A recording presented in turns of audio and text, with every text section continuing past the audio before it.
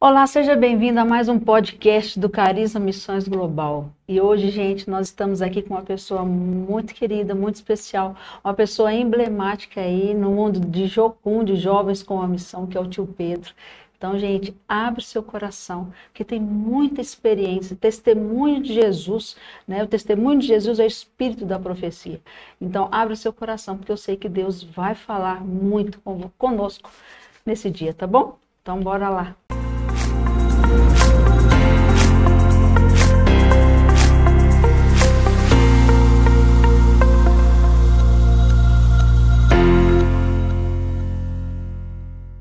Então, tio Pedro, primeiramente, obrigada por aceitar o nosso convite, viu? Gente, tio Pedro, nós nos conhecemos desde 94, né? Faz um tempinho. Você é novinha, mas faz pouco tempo. Obrigado pelo novinho. Muitos de vocês nem tinham nascido ainda, né? Nós já estávamos aí trabalhando e o Senhor já estava no campo, isso eu lembro. E aí eu fui para Jocum em 95, comecei aí para dar aula, né?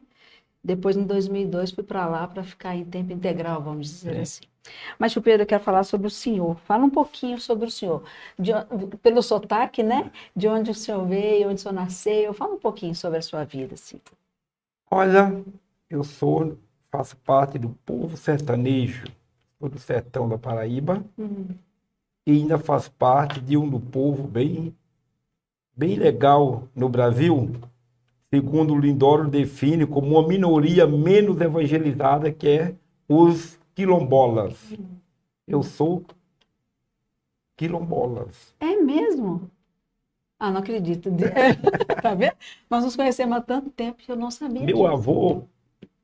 Meu avô era escravo africano, exatamente na era da Lei Áurea, 1888 a 87, por aí. Então, ele era escravo. Então, eu venho de uma colônia de quilombolas e sou de uma família pequena. Lá na minha casa, comigo, nós somos 25 irmãos. Pequena. Fui criado bem no sertão mesmo, que até meus 18 anos não tinha uma luz dessa na minha casa. A cidade mais próxima era um vilarejo com 2.000 habitantes. Eu morava a 6 quilômetros desse vilarejo. Então era dentro do cerrado mesmo, lá é muito cerrado. E o nosso transporte era andar de cavalo, andar no jeguinho, para poder vir na cidade quando vinha. Não tinha nada, era muita pobreza, mas a gente foi criado nessa realidade. E depois, quando eu me converti, Deus me chamou, eu saí daquele lugar. Essa conversão, assim. Boa pergunta. No Nordeste é bem complicado, no sentido, o evangelho lá é muita carência do evangelho. Agora tem andado, Deus tem levantado igreja na região. Agora nós temos, é tão chique, tem até a década de evangelização do Nordeste. Nossa. É a campanha internacional que tem, a década de evangelização internacional, que é o plano de alcançar os inalcançados até 2030. Sim. Tem a campanha nacional e tem a campanha do sertão. Também. Até o grupo da década de evangelização do sertão. Então, hoje tem várias igrejas, mas na minha época o sertanejo sempre foi conhecido como idólatra. Na verdade, tem 3 características que se conhece no Nordeste, o pessoal fala. Região pobre, idólatra, tá? E também eles falam de muita violência, né? E pelo analfabetismo também é muito forte, porque o Nordeste é titularizado pelos os missiólogos como a África brasileira. A África brasileira. E na infância do senhor sobreviveu tudo isso? Eu vivi tudo isso, vendo essa realidade, vivendo isso, essa pobreza. Mas quando foi em 80, eu vim embora para São Paulo. Eu tinha 18 anos. Como todo nordestino? Sempre vem, todo nordestino tinha muito. Agora está até menos, mas antigamente era muito forte. Veio para São Paulo. Depois eu fiquei morando em São Paulo aí até 94, não, até 84. 84 eu fui visitar o meu irmão mais velho, que morava na Bahia, ainda mora até hoje. Fazia muitos anos que eu não via ele, fui visitar ele. Cheguei lá e tinha se convertido. Numa igreja batista, lá em Porto Seguro, que hoje é uma cidade chique, mas na época era muito pequenininha. Eu fui visitar ele e lá comecei a congregar aí com ele na igreja. Tipo, não conhecia nada na cidade, só tinha ele e meus sobrinhos, os filhos dele, para ir na igreja. Comecei a ir, fiz amizade com o povo da igreja e depois fui indo, comecei a ler a Bíblia e me converti lá. Então fiquei lá, inclusive eu fui para ficar 15 dias, arrumei um trabalho lá, fiquei 2 anos. Não. Nesse processo aí me converti, aí nesses 2 anos, após 2 anos eu saí de lá, fui para vir para Jocum, que foi em 86. Então, aí essa transição aí, né? O senhor se converteu, como o senhor ficou sabendo sobre Jocum? Como que foi o chamado missionário? Como foi isso assim na vida do senhor? Tem toda uma história, Sim. mas quando eu me converti, eu estava na igreja e fui indo, aí depois descobri, tinha um moço da cidade, lá de Porto, que tinha vindo para Jocum. Jocum era muito novo no Brasil também, começou no Brasil em 75, Guimo chegou no Brasil em 75. Que já começou em 60, né? Foi. Com Loren. Começou em 60 lá, mas no Brasil em 75. Guimo ficou aqui 1 ano sem fazer nada no sentido estudando português, e depois fez o primeiro impacto de Jocum no Brasil, 76. Nossa. Foi em Ouro Preto, no Festival de Inverno. É mesmo? O senhor estava lá? Não, estava não. Estava não. Festival de Inverno. Isso foi em 76, eu não era convertido ainda, eu me converti em 84. Verdade, Mas, quando eu cheguei em 86, quer dizer o quê? A Jocum tinha 10 anos no Brasil, né? Então, para um país desse tamanho, é muito pouco conhecida. Mas alguém já tinha vindo para cá, para Jocum, eu fiquei sabendo. E aí foi o desafio para mim vir para Jocum. Eu comecei a ouvir e comecei a me sentir incomodado com o chamado, mas a própria vida de Jocum era complicada. Porque você tem que encarar a vida pela fé e viver na dependência de ofertas voluntárias. Sim. Em outras palavras, você tem que viver dependendo de Deus e achar alguém que acredita em você e no teu chamado, né? E eu nessa daí estou trabalhando, estou tentando e pensando e orando vir para Jocum, mas eu tinha outro compromisso. E o meu outro compromisso qual era? Era por ser de uma família pobre, lá no sertão, tudo que eu trabalhava fora, eu tinha que mandar um pouco para ajudar o meu pai com a dependência daquele lugar, porque é muito pobre o lugar. A região e a minha família é muito pobre, então eu tinha esse compromisso. Então eu já pesava isso, pensando no meu compromisso, no meu chamado. E agora, eu vou viver de quê? Então eu tenho 2 coisas para fazer. Nem sei de que eu vou viver se eu vou para Jocum e vou parar de ajudar o meu pai. E o meu pai, com meus irmãos, tudo não crente. Como é que entende? Sim. Então eu tive que orar muito para Deus agir e conscientizar eles e falar com eles sobre isto. Isso aconteceu? Aconteceu, porque o meu irmão, o único irmão que eu tinha, que era crente, de uma igreja bem pentecostal, e é de uma igreja, a igreja dele em si, a denominação dele é daquelas, semelhante a muitas no Brasil, que missões só tem valor se for dentro da denominação. Agora, como é que eu vou sair para Jocum e meu irmão era o único crente que vai me valorizar? Sair. Não deu. Aí foi o pior, quer dizer, a minha família não crente, não entendia nada de missões, olhava para o meu irmão falava, ele está errado. E aí, então, em outras palavras, minha família toda ficou contra mim, achando que eu estava fugindo da responsabilidade, eu não estava querendo mais trabalhar. E, em outras palavras, eles tinham um grande respaldo do apoio. E meu próprio irmão, que era crente, que também deixava claro que eu não estava tendo compromisso. Então, aí foi um desafio muito grande. Mas, quando é de Deus, as coisas acontecem. E como que o senhor venceu esse desafio?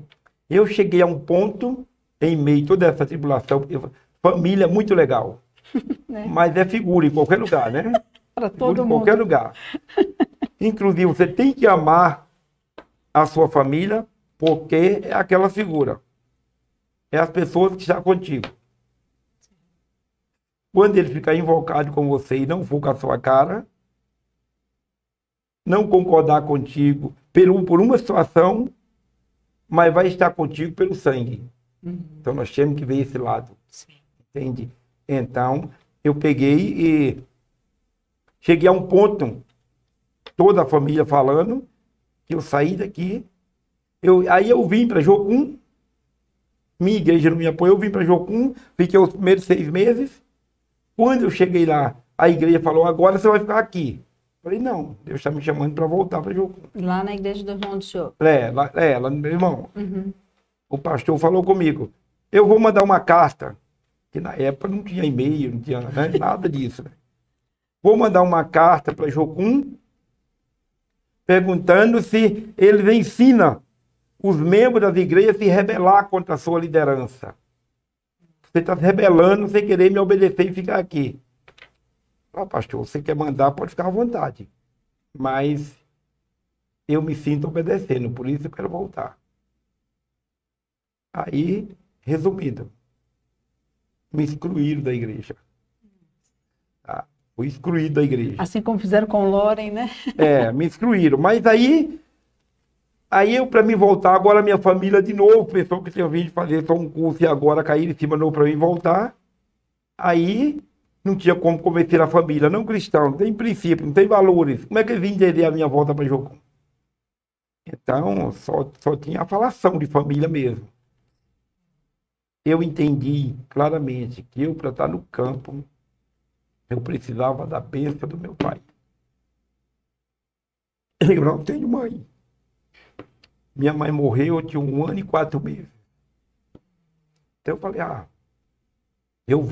saí daqui, peguei o ônibus aqui, fui só 40 e poucas horas. Fui direto no sertão, na casa de meu pai, contei para ele o que estava acontecendo, eu queria voltar. Falei direto, não sei quando que eu vou poder te ajudar, quando eu puder, quero fazer. Mas a situação é essa, por enquanto eu nem sei o que é que eu vou ter. Por isso, ele falou assim, meu filho, eu não entendo nada disso. Mas eu te amo, vai. Então isso, voltei com a bênção do meu pai, sabendo, eu estou no ministério abençoado pelo meu pai. Amém. Não é como você falar, meu pai não é crente, não, mas é pai. Isso. Você depende da bênção dos pais. Sim. Então, quando ele falou assim, eu vou te abençoar, pode ir em frente, isso me liberou o mundo espiritual, e eu falei, pronto, agora meus irmãos, fica à vontade, com conhecimento ou não, pode falar o que quiser, mas eu tenho a bênção do meu pai. Sim.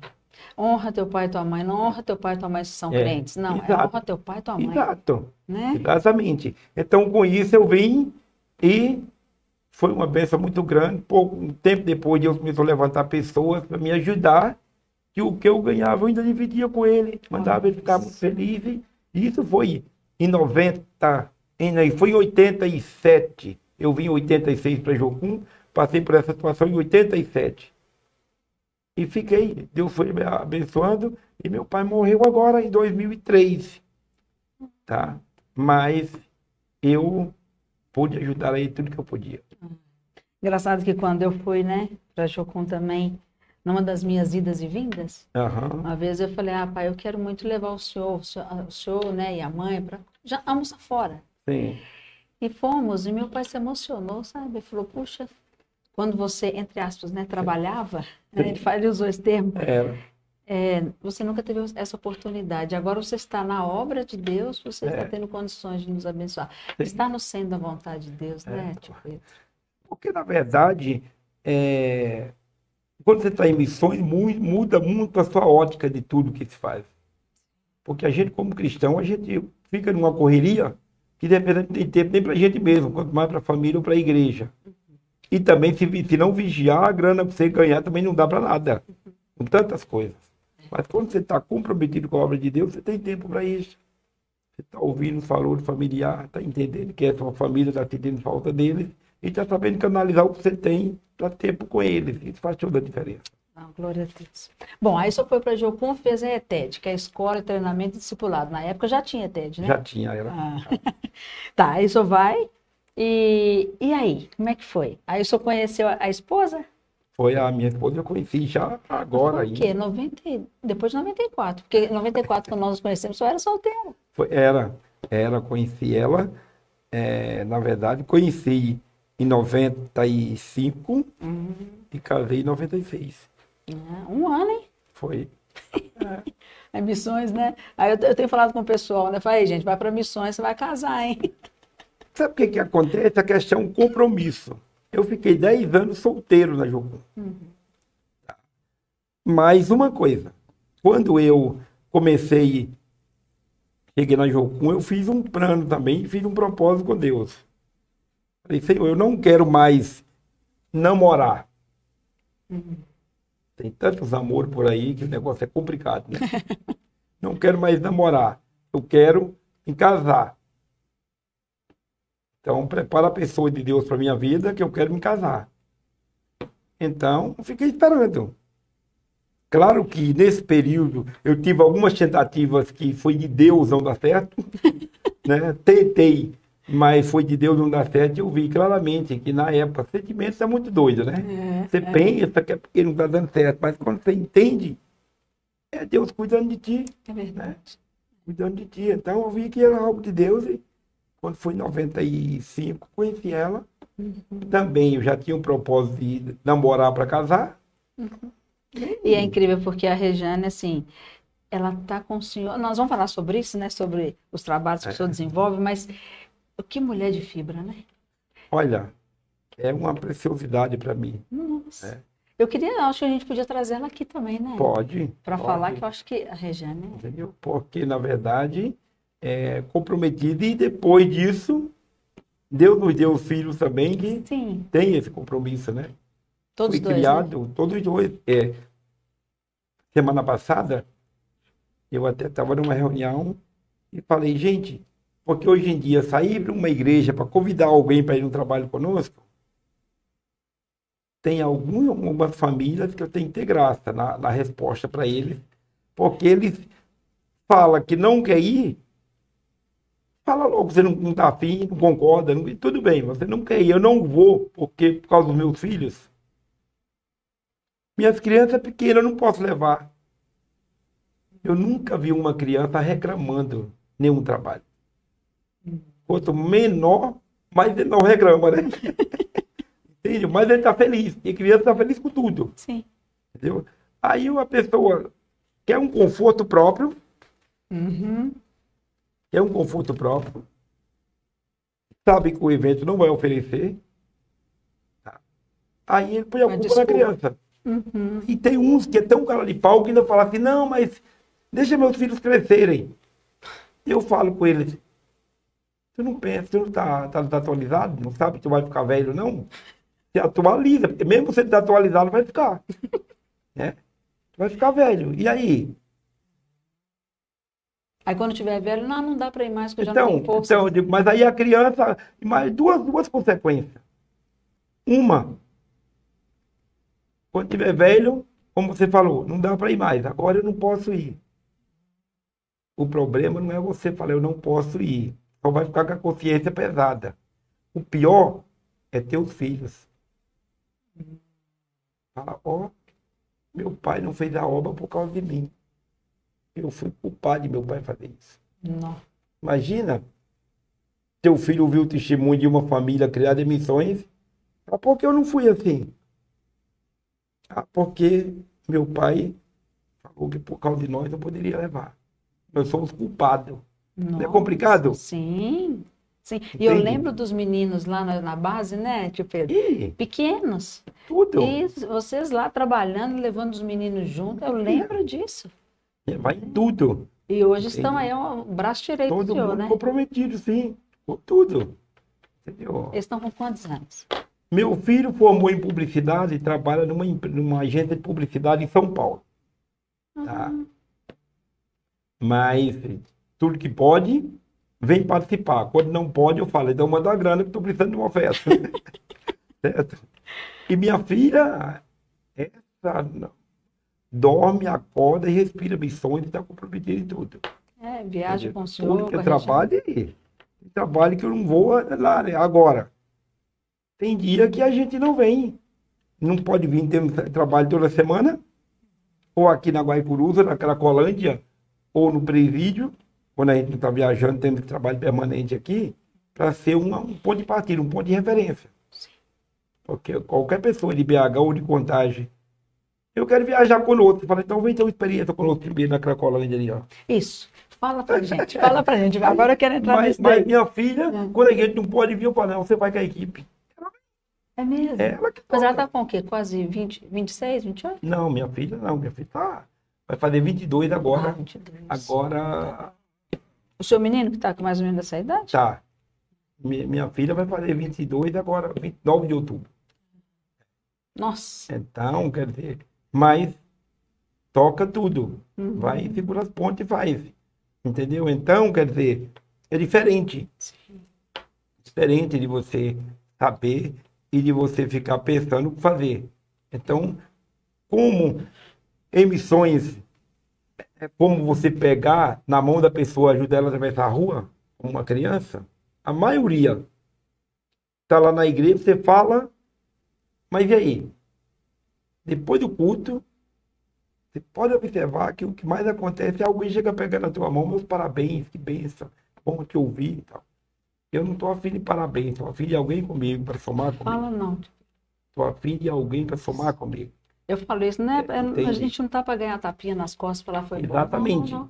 É porque sabe o que acontece? A igreja, uma coisa que a gente vê, um jogo de futebol. Um exemplo, um jogo de futebol. Tirando o esporte que todo mundo acha, você já bem não acha muito, mas vamos é pior, né? Eu gosto, no Brasil, tá lá. Tem graça. Olha, na ótica humana. Tem graça. 22 homens dentro de um campo daquele tamanho correndo atrás de uma bola. Tem graça. Não tem graça. Tirando o esporte, não tem graça. Sim. Se tu atropelando, chutando o outro, caindo, por uma bola. Aí, primeiro ponto. Não tem graça esses 22 homens correndo. E a coisa mais sem graça é 50 mil em volta. Gente, peraí, vocês não fazer não? Sim. Se a gente observar aí na ótica humana, nem tem graça eles correndo, nem tem graça 50 mil pessoas ir ali para ver isso. Sentido de vida, né? Tipo... Exato, para ver isso. Tem graça. Agora, trazer eles para dentro da igreja. No campo missionário está assim. Às vezes está lá 22 pessoas correndo atrás de um, que é Jesus. Para trazer pessoas para Jesus. 22 pessoas para atrás de um, para apresentar um para aquela multidão. Entende? E aí nós vamos na igreja, a mesma coisa. Você vai lá, dá um testemunho, porque você, aquele um, está correndo atrás da bola lá sozinho. Tem 10, 15, 20 mil pessoas em volta. Então, depois do cura faz a mesma coisa de futebol. Que legal. Meus parabéns, que testemunho. Eu vi isso essa noite no congresso. Que eu estou lá. Meus parabéns, que bênção. Então, eu estou afim de você comigo lá no campo. E a Bíblia fala sobre isso, de você estar no campo, né? A Bíblia fala. O campo está branco para a ceifa. Rogai ao Senhor da seara para que mande obreiro para a sua seara. Sim. Nós da Jocum, deixa eu lembrar que a gente mais velho esquece, mas eu acho que nós estamos com uma campanha desde abril ou de maio. Sabe como que é o nome da campanha? Lucas 10, 12. Lucas 10, 2. Todo obreiro na base está com seu telefone despertando 10 e 2. Sabe o que é o nome dessa campanha? Lucas 10, 2. Só com esse número. Toda vez que teu telefone despertar, esse versículo 2, que é rogai ao Senhor da seara para que mande o preço. Então, nós estamos orando. Todo dia, todo obreiro está com essa campanha. Despertou. Pode estar aqui no meio. Nós estamos na semana passada, estava dando aula na ETED. Despertou para a aula, para orar. No mínimo 2 orações lá dentro do grupo para orar. E isso, você imagina, você numa sala de aula aqui, adotar essa campanha. Sim. Entendeu? Que você pode. A gente está fazendo isso 10 e 2. Entende? Você pode fazer outro horário. Usar só o nome da campanha e fazer outro horário que tá na meio da sala de aula. Ô, gente, vamos fazer uma oração aqui para a gente orar por causa dessa campanha. Isso quebra os alunos. Isso traz uma consciência aos alunos do que eles estão fazendo. Gostei demais. Porque é aquela velha história. Estamos orando para Deus enviar obreiro. Você está aqui se treinando como obreiro. Tá vendo? Essa oração está para você, cara. Fica ligado. Entende? Então, essa campanha está sendo muito boa e está pegando. Estamos orando para pegar A gente na pode usar? Jocum do Brasil. Pode, claro. Para pegar na Jocum do Brasil inteiro e tentar influenciar a igreja. Sim. Lucas, imagina, aí nós estamos fazendo exatamente esse horário.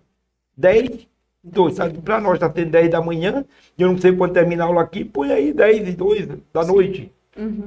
Seria legal? Nossa. Não, nós temos aqui a escola de oração. A gente Então, pode pronto. fazer isso. Exatamente. Em toda a Porque é uma coisa que Né, Lucas? marca. Imagina. Entendeu? A campanha 10-2 é muito legal, né? Muito gostei. Porque é Nossa. algo que Deus está fazendo e precisamos. Antes disso, eu vi naquela...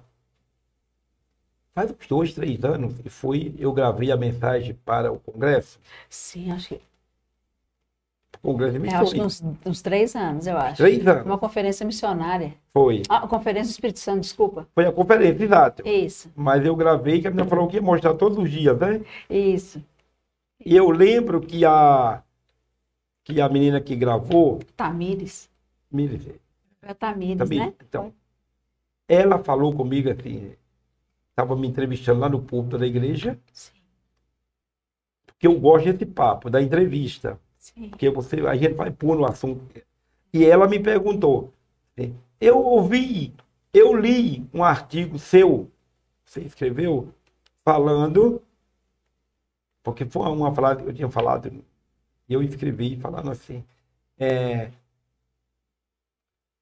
o campo missionário é o único campo de trabalho que não tem desemprego. Tem trabalho para todo mundo. É verdade. Aí ela falou assim, na meio da entrevista, eu falei, eu li aí, você falou sobre isso. O que é que você queria dizer com isto? O que é que eu queria dizer? É o que a Bíblia fala em Mateus, é o que fala em Lucas. Rogai ao Senhor da seara para que manda obreiro para a sua seara. Há pouco trabalhador da sua seara, o campo está branco. Então, o clamor, as igrejas estão cheias, mas o clamor lá de fora é que tem a gente. E eu falei com ela, vamos comigo ali na Guaicurus, para você ver a quantidade de pessoas ali Sim. precisando, entre prostitutas que está exposta, entre usuários daqueles prédios, entre pessoas e tudo. E vamos ficar procurando quantos prédios nós vamos encontrar lá? Então você vai ver a ausência da igreja naquele lugar. E não Vamos existe atravessar a rua aqui, nós vamos ver a Cracolândia aqui em frente. Sim. E não tem lugar vazio, né, Tio Pedro? Exato. Se a gente não ocupa os espaços, outros vão ocupar.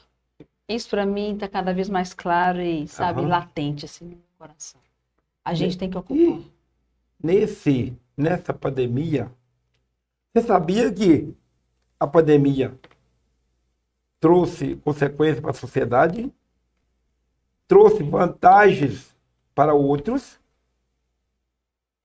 em termos financeiros, como fabricador de vacina e tudo isso, e não sei das quantas, Máscara e tudo mais. tá? Tá? Trouxe decepção para outras pessoas. E sabe qual foi a população mais decepcionada na época da pandemia? Foi a população de rua, junto com a população presidiária, a população presidiária, a população de rua, o mundo presidiário, o mundo da prostituição. Foi o povo que mais se decepcionaram nesse período. E sabe com quem se decepcionaram? Igreja. Com a igreja. Porque nós éramos os únicos que ia a eles. Tem muita gente. Em BH, nós temos uma estatística de 800 mil crentes. Só a cidade de BH. Não está falando de Contagem. Só BH, se fala de 800 mil crentes. A gente sai nas ruas toda semana, encontra. Tem muito pouco para a quantidade, era para ter mais. Porque a população de rua dobrou também. Sim. Mas a gente encontra grupo, às vezes, ali na Praça 7, levando uma Mitec. Aqui na Cracolândia a gente encontra algumas pessoas. Encontra. Era para ter mais. Mas ainda é pouco. Mas nesse período da pandemia, esses grupos pararam. Sim. Todo mundo em casa. Eu lembro, o senhor foi Deixa eu entregar te falar uma coisa cesta básica. que me choca. A gente levou cesta básica, pior, Deus levantou pessoas para nos ajudar. Certo? E uma delas, assim, que eu sou muito grato pela vida dela, e eu conheci ela desde adolescente, foi a Ana Paula, que fez uma live pedindo ajuda pra gente. E a Ana Paula fez uma live naquela época, pediu ajuda, que nós ganhamos, sei lá, talvez uns 20 mil reais que entrou. Mas isso foi em 2020, abril de 2020. E uma empresa, naquela época, nos mandou uma mensagem, nos mandou a oferta, nos mandou mais 20 mil sabonetes, esse sabonete líquido para mulheres, que é para a gente dar para as mulheres que nós estávamos trabalhando. E essa empresa nos adotou, que ela nos manda vamos lhe dar uma pequena ajuda. Até hoje. Até hoje, dizendo isso aqui é para ajudar no trabalho para as mulheres, Nossa. especificamente. Glória a Deus. Entende? Então, o desafio foi muito grande, tá? Mas as igrejas recuaram muito desse trabalho. Eu tenho tem uma obreira nossa, não é da Jocum. Ela trabalha conosco, nós trabalhamos junto no sistema penitenciário e ajudando na Guaimboluz. Ela de uma igreja. A igreja tinha ela, não tinha como missionária por causa do sistema da igreja. Mas como ela é formada em, sei lá, assistência social, parece. Então a igreja gostou e ela ama a população de rua, ela trabalhando com trabalho de rua e recuperação de meninas, de presídio e tal. Pegaram ela como uma funcionária da igreja para fazer esse trabalho. Deixou ela por conta. A nossa, não falava a nossa missionária que não era, mas a nossa obreira de trabalho nesse sistema. Adotaram ela. E ajudando, sustentava ela numa boa financeiramente, o salário dela só para isso. Bom, né? Uhum. Mas veio a pandemia. Ah, sim. Aí chamaram ela e falaram, você agora tem que parar ali na rua. Senão você vai trazer a pandemia para dentro da igreja. E ela falou, pastor, vamos fazer o contrário. Eu não venho na igreja, mas eu não posso parar o trabalho. E a minha tristeza foi que a decisão foi. Nós precisamos de você aqui. Não é? Agora eu te pergunto, preciso de você aqui para quê? Cortaram o salário dessa menina. Ela tinha comprado um carrinho para o trabalho, que ela pagava a prestação com esse salário. Resumindo, 3, 4 meses depois não tinha condições. Perdeu o carro, mas continuou trabalhando. Foi lá em casa, dias lá em casa, às vezes, ligava. Preciso falar com você, ia chorando, que ela mora sozinha, ela não tem pai nem mãe, mas ela mora só, tem a casinha dela que herdou dos pais, só. Mas ela continuou no propósito e nós continuamos ajudando ela. Com cesta básica, com várias coisas. Ela será a pessoa ajudando até hoje. Uma pessoa que eu estou fazendo contato e procurando alguma igreja que poderia adotar ela como uma missionária da igreja. Porque ela não é comprometida 100% com o trabalho, com a casa de recuperação que nós temos. Menina que quer sair da Guaicuru, nós temos a casa de apoio, ela que cuida da casa. É mesmo. Ela que cuida, que faz trabalho nos presídios, tudo. Não tem uma igreja para apoiar. A igreja simplesmente falou, não, a prioridade é aqui dentro. É triste. Então, a população de rua sofreu com isto, porque não esperava nós parar dentro da cultura. Não pode ir, você está velho, você não sei o quê, a cultura de risco, grupo de risco, tudo isso. Mas a população da rua precisava. E o mundo não pode parar, não pode nos proibir de pregar o evangelho. Sim. Você pode ver. Pega a linguagem que era usada na pandemia. Era bem light. Tipo, se possível, não saia de casa. É melhor você estar dentro de casa, né? Era um conselho. Se possível, não saia. Mas se precisar sair, use a prevenção. Esse é o ponto, porque não pode. Isso era para nós, esse ponto.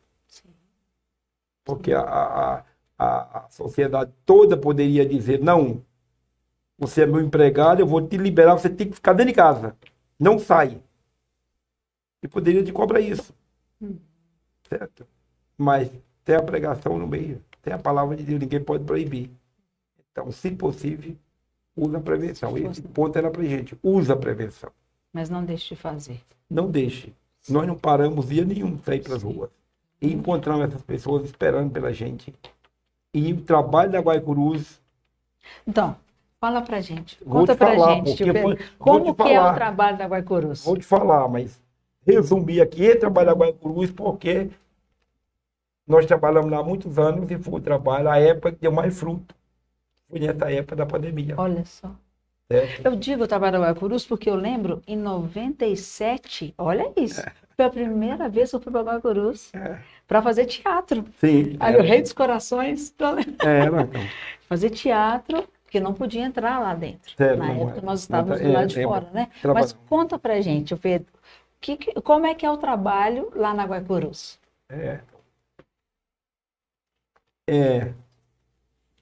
Tem gente chamando aí? Não, tem me chamando, mas tem que dar uma resposta para essa figura. O senhor quer atender? Enquanto o Pedro olha aqui, gente, se você está ouvindo esse podcast, se você é pastor de uma igreja e deseja ter uma missionária, assim como ele falou sobre essa mulher, sobre essa moça, entre em contato com a gente, por favor, e adote essa moça como missionária da sua igreja. A gente precisa de igrejas que estejam, mas de fato e de verdade, abraçando verdadeiros missionários. Né, tio Pedro? Isso então, mesmo. entre em contato com a gente, tá bom? Fica a dica.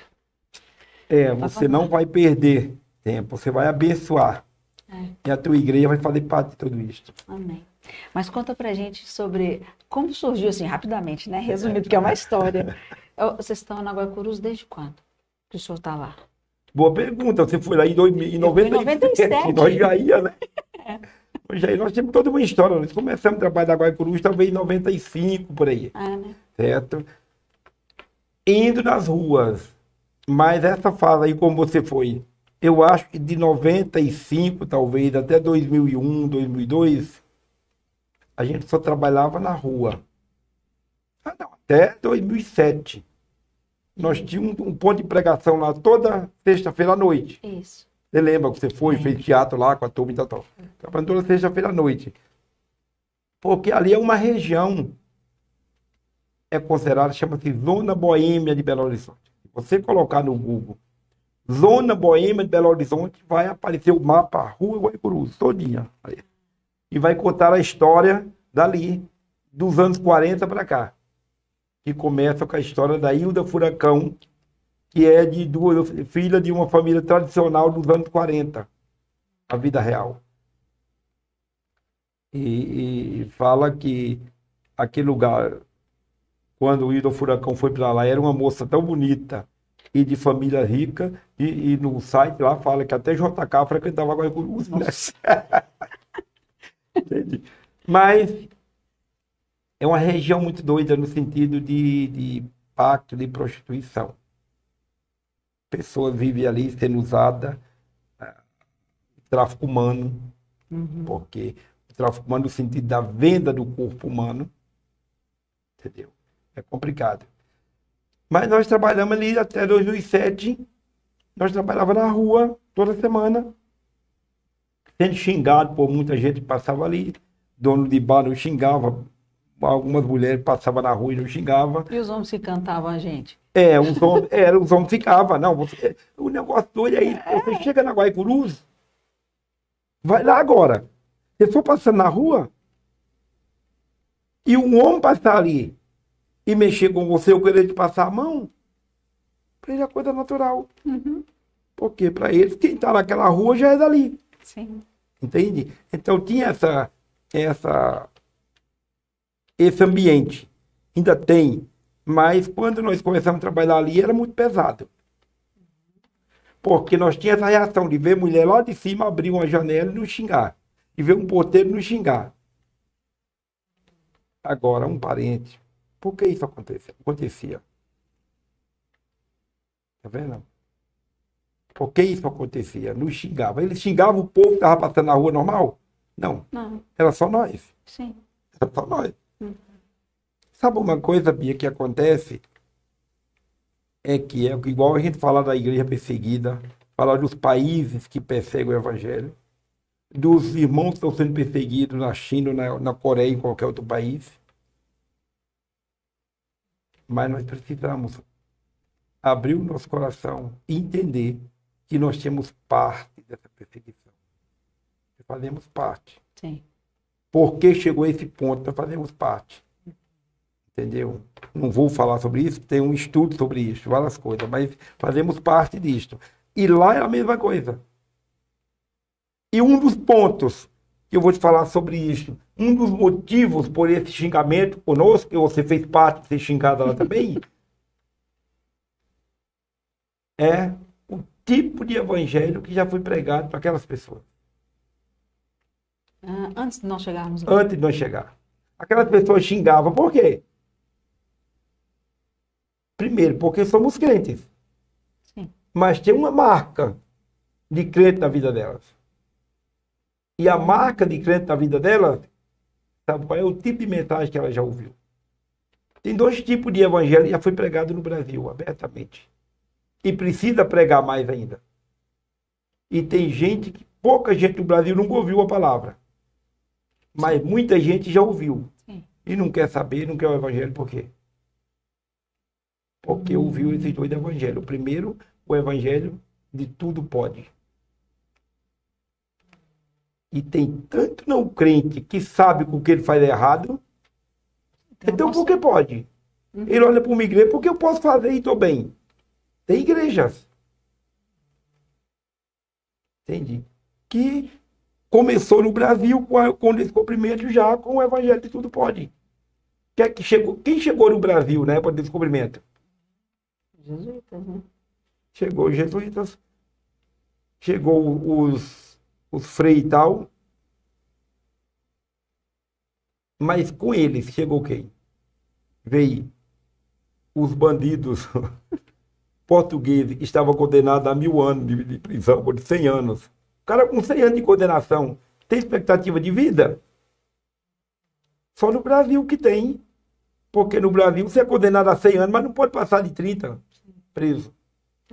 Aí isso quer dizer 100 anos, está condenado a 100 anos, mas não pode passar de 30, então o senhor já sabe que há uma esperança. Você olha para a sua idade, há uma esperança até os 30.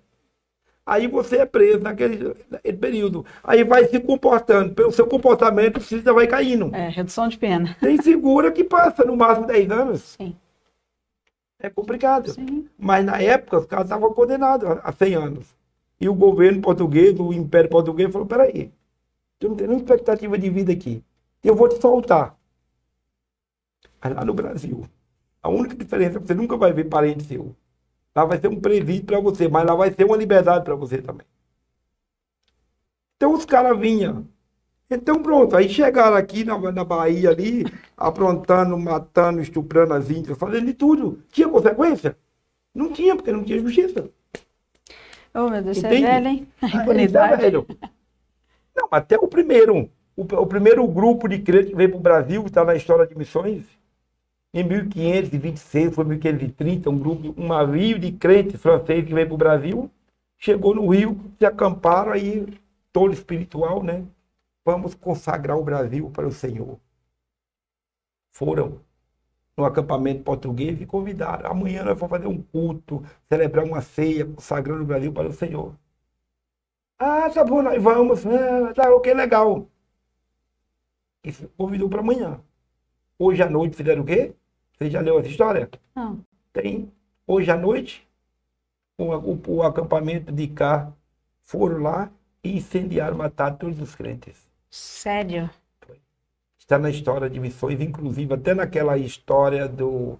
Quando fui na passagem do milênio, tinha a onda do bug do milênio, lembra? Sim, é. Você era adolescente, mas lembra, né?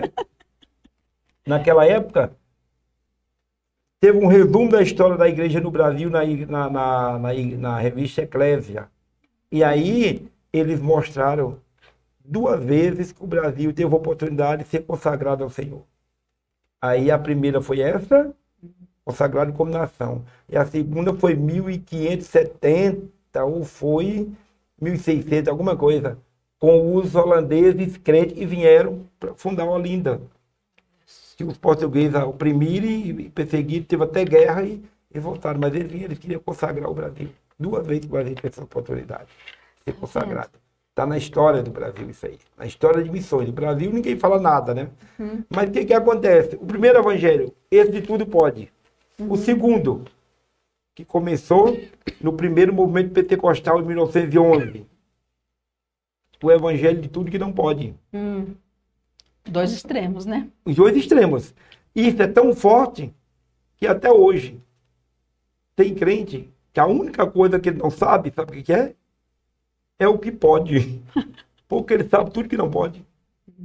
E elas receberam esses 2 evangelhos? Elas receberam 2 evangelhos. E ali dentro tem muitas mulheres enviadas.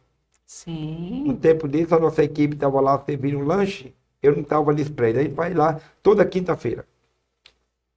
E hoje o senhor já tem permissão para subir nos prédios, né? Nós conquistamos isso principalmente de 2008 para cá. Quando fiz meu aniversário e convidei várias mulheres para ir no meu aniversário e elas foram. Sim. E foi muito legal e isso abriu as portas. E começamos a fazer almoço para elas. Sim. Mas aí, elas pegaram, essas mulheres...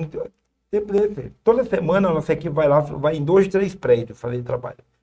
E uma equipe estava em um prédio, começou a servir um lanche, a mulher chegar e começar, chegou outra mulher e começou a xingar a nossa equipe. Tudo, dentro do prédio, xingando e tal. Uma delas lá. E as meninas da equipe, com todo aquele esquema assim, seu de ser educada, mas por dentro invocada sem saber o motivo, né? Aí tudo bem, tá? Okay. Uma mulher delas comprou a briga, falou, peraí, me explica uma coisa. O que está acontecendo? Elas não estão fazendo nada com vocês, estão servindo a gente. Como é que você está aí desse jeito? Sabe qual foi a resposta? Porque ela é crente. Eu não gosto de crente. Os meus pais são crentes. E faz 2 anos que não fala comigo. Nossa. Só porque eu vivo aqui dentro.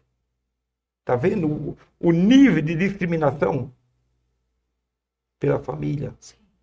Não é você concordar. Sim. É amar. Mas o pecado não pode abafar o amor. Então aí, ó. A mulher falou assim, lá no... O amor cobre como é que a mulher falou, pecados, gente? Né? Onde eu moro. No local onde eu moro. Lá na base? Essa mulher. Essa moça ainda, falou. Essa moça falou. No local onde eu moro.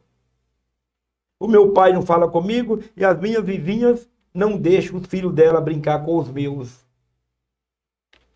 Por causa de mim. Aí você quer que eu ame crente? Olha, um exemplo. Vamos dizer que você era uma das nossas obreiras lá.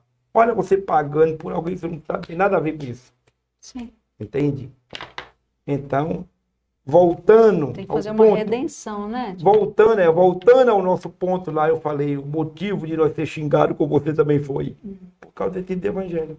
Entendi. As pessoas foram pregadas, ouviram o evangelho da condenação e agora não aceitam. Sabe uma coisa que pecador nenhum precisa saber? É que ele está em pecado. Ele já sabe. Pergunta se ele tem pecado, ele não responde.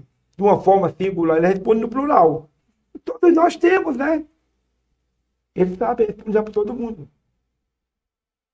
Entende?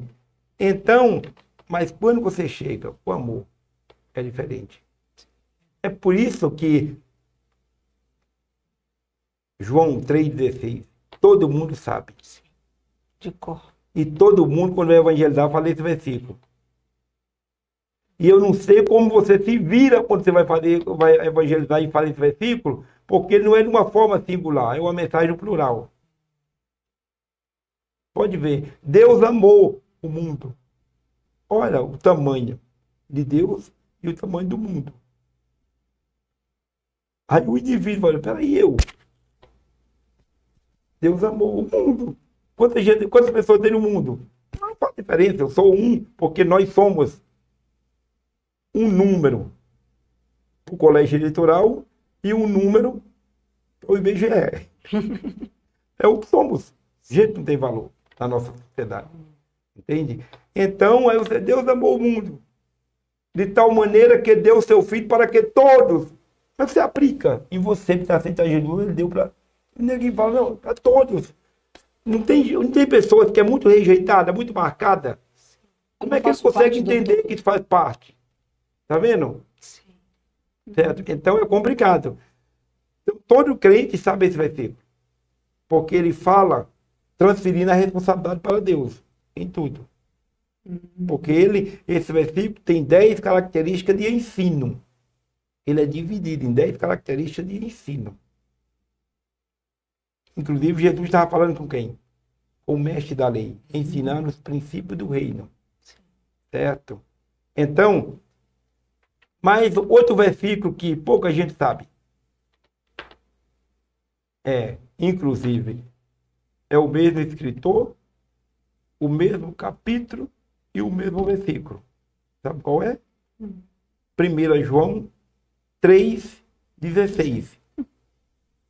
Que fala: nisto conhecemos o amor, que Cristo Jesus deu a sua vida por nós e nós também devemos se dar uns pelos outros. Na linguagem de baiano, é ruim em se dar um pelos outros, né? Então, isso não me interessa eu entender isto. Não me interessa eu falar esse versículo, nós devemos se dar, eu vou me dar por quem? Não. É melhor falar que Deus deu do que eu me dar. Pedro. Gente, nossa, a gente pode ficar aqui a tarde inteira. O senhor sabe uma das coisas que... A gente precisa terminar, mas o senhor sabe uma das coisas que Deus tem feito muito na minha vida, pessoal, né, com isso tudo que eu estou passando com a minha mãe. Porque, poxa, eu participo de evangelismo desde 92, o senhor lembra com o COT, né? Sim. Impactos evangelísticos, lá em Curitiba, a gente ia. E chegou um ponto que o evangelismo virou algo automático. Eu já sabia como fazer. E à medida que eu fui andando, eu fui perdendo a compaixão, fui perdendo o amor, sabe? Porque eu já sabia como fazer. Era só apertar o botão. E isso que está acontecendo com minha mãe, Deus está restaurando na minha vida, no meu coração, o amor, a compaixão, sabe? O olhar pelo outro, o me dar pelo outro, sabe? Eu tenho entendido que o verdadeiro amor é quando nós morremos para que o outro viva. Sim. É isso que eu tenho vivido com a minha mãe, sabe? Então, assim, eu louvo a Deus pela vida do senhor. Vamos combinar de o senhor voltar aqui outra vez? Vamos. Porque não, nós falamos, só pincelamos a Guaicurus, sem os outros trabalhos. Para o senhor edificar a gente mais um pouco. A gente planeja. Vamos planejar. Aí a Regiane também vem. Você me faz um esboço, pode fazer até a lista de que você quer Não. abordar os temas. Não, vamos. Porque a Guaicurus, para mim, é um tema que eu acho legal, no sentido de, a semana passada eu preguei na igreja do pastor Sóstenes. Tá. E o tema que eles me deram foi sábado, foi sexta e um workshop no sábado. Então eu falei os 2 dias. E o tema foi as pessoas discriminadas da sociedade. Porque, na verdade, esse povo e essas mulheres são discriminadas. Mas é um desafio para a igreja toda. Está ali no coração da cidade. Sim. Tantas pessoas ali, tantas mulheres vivendo aquilo lá. Sim. E eu te falo uma coisa. Você também já fez isso no sentido de... Agora quase não faz a moçada de hoje, mas os mais velhos tradicionais era o que eles faziam antes. Era o evangelismo de casa em casa no domingo à tarde, né? Isso aí está tendo nas portas, é evangelismo de casa em casa. Era. Uhum. Para mim, hoje, se você falar, quer fazer evangelismo de casa em casa aqui no bairro, ou quer fazer de porta em porta dentro dos prédios da Guaicuruza? Prefiro dentro dos prédios. As mulheres são muito mais receptivas. Gente, tem hora que a gente chega lá, elas não para. Você vai chegando, elas já, ô tio, você pode vir aqui orar por mim. Mas isso foi conquistado, né? Foi, pela então, perseverança, pela constância. Exato. Então, quer dizer, você chega lá, a mulher está clamando. E olha a situação. Uma mulher falou com a Regiane, falou, tia, vocês são o único grupo que vem aqui e nos vê como gente. Elas estão. Eu fui lá, né? Eu vou lá, né? Tipo, Então, poxa, elas estão ali dentro, nuas, né? estão Totalmente expostas. Expostas a um comércio. Sim. Os caras chegam ali, igual você, um exemplo, igual você vai num shopping, ou vai no Iapoque comprar uma coisa e fala, qual é o preço disso aqui mesmo? Tanto. Isso. Não, eu vou ver, eu vou andar mais. Porque é normal nós ir procurar preço e procurar algo mais barato, né? Você vê isso naquele prédio ali. E principalmente, porque eu costumo falar, homem é homem, mas mulher é sentimentos. É sentimentos. Não é? Homem é atração, pelo que vê, mulher é sentimentos. Eu não consigo entender que as mulheres sentem nada por aqueles homens. Estão ali pela vida. Aí o que acontece? O cara chega lá. Eu já ficou observando cena, coitada da mulher desesperada, porque a maioria daqueles prédios, o programa ali era um preço lá embaixo. Eu já vi as plaquinhas Uma na boa porta. parte. Tem lugar ali que empresa que é R$20, R$25, R$15, conforme o horário de pico, como eles falam. Tá tudo aquilo ali, nesses valores aí, que é a tabela que elas podem cobrar. 15 ou 20 reais, umas baixa para 10. Agora, por que ela baixa para 10? Porque ela paga uma diária. Sim. E às vezes está chegando o horário dela sair. E o pior, às vezes, ainda, é uma mãe. E a mãe está desesperada, sabendo que o filho está em casa esperando. As filhas, as crianças estão em casa. Mas ela, para sair, tem que pagar. E aí? Ainda tem que levar. Tem que levar alguma coisa para eles. Então, para mim, eu costumo entender que aquela vida ali é uma vida escrava. E é uma escravidão pior do que na época da exploração do ouro. Eu já entrei naquelas minas de Ouro Preto. Tem um lugar ali debaixo do jogo, você entra 100 metros, 200 metros, você anda debaixo da terra. Já entrei ali para aventura, eu gosto dessas coisas doidas aí. Entrei. Mas lá dentro daquela mina, você sabia que a pessoa vivia ali. Mas na história, o que acontece? Vamos dizer, você era o patrão, o português, o patrão lá da tuba da mina. O cara passava o dia daquele lá dentro. À noite vinha saindo. Só tinha você, ou o fiscal seu gerente colocado por você, ela vinha saindo.